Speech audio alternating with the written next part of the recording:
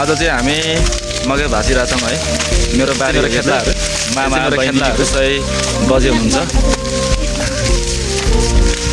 बिहानदेखि मकै भाँचेको कति 7-8 बजी सुरु गरेको, अहिले 12:30 भइसक्यो। मकै भाँचेर भ्याएको छैन, पानी पर्न लाग्छ। मौसम यस्तो छ है गाइस, के गर्नु।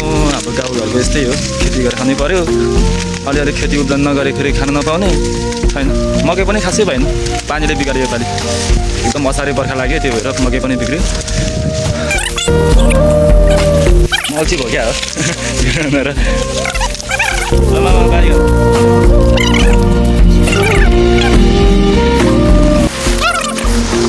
र मम्मी चाहिँ अब मकै तान्ने है ट्र्याक्टरमा।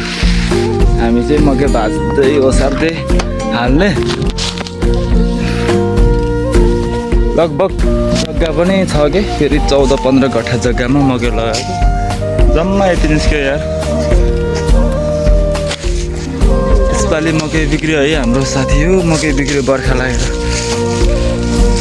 पानीले सबै मकै कुहेर खत्तम। अहिले चाहिँ हामी घरमा आइपुगिसक्यौँ है मकै भाँचेर।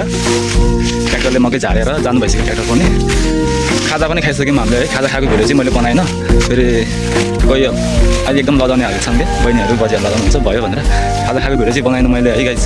बुवा र म चाहिँ मकै अब पानी पर्न लाग्छ, अहिले घाम लागिरहेको छ, तर बेलुका पानी पर्छ भनेर यो मकै चाहिँ हामी बाउ छोराले भित्र ओसार्दैछौँ।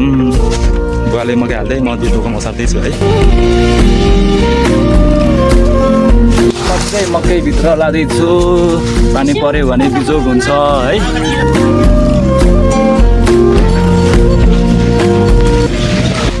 अहिले चाहिँ मम्मीको पालो, बुवाले सन्चो हुनुहुन्न, त्यो भएर बिसन्चो छ।